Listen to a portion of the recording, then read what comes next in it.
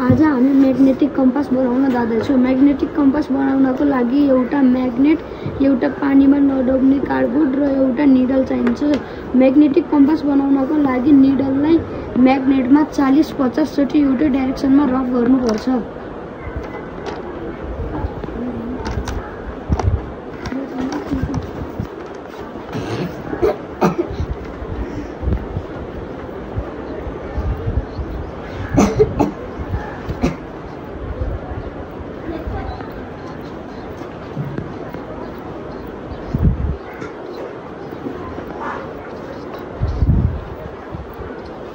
यति गरिसकेपछि यो निडललाई यहाँ यसरी राख्नुपर्छ र पानीमा यसरी हाल्नुपर्छ।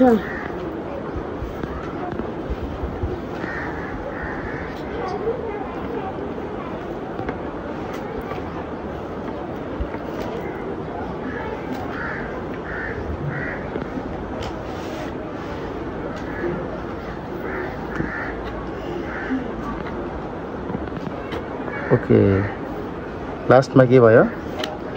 यो नर्थ र साउथ। ओके, यसले चाहिँ सधैँ के गर्छ? नर्थ र साउथ पोल मात्र के गर्छ? पोइन्ट गर्छ। यो पहिला डिरेक्सन थाहा पाउनको लागि यसरी म्याग्नेटिक कम्पास के हुन्थ्यो? युज हुन्थ्यो। के हुन्थ्यो रे? युज हुन्थ्यो। ल, हाम्रो प्रुफ भयो त? सबैजनाले बुझ्यो कि बुझेन? Okay, very good. ओके, रिडमले अहिले ट्राई गर्दैछ अहिलेको हाम्रो magnetic compass. Okay, keep it okay. Okay भयो? अब के भयो? आफै के भयो? आफै नर्थ र साउथ। आफै के भयो रे? नर्थ र साउथ भयो। ओके, एनीवन अब कसले ट्राई गर्न चाहन्छ? ल, ओके, ससिका गो एन्ड किप। राख्ने, ल निकालेर त्यसलाई राख त। फेरि पहिल्यै नर्थ र साउथमा नराखिकन गर त। ल,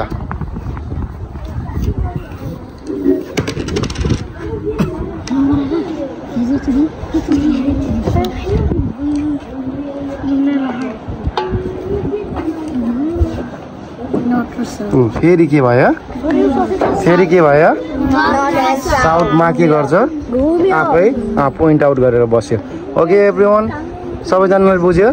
सबैजना यता हेर। क्लास 4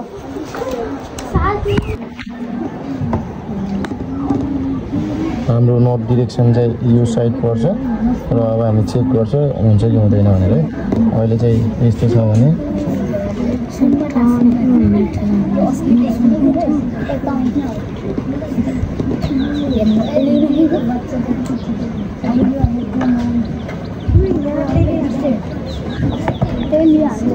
ओके, ऊ चाहिँ स्लोली अहिले चाहिँ स्लोली के भइरहेछ?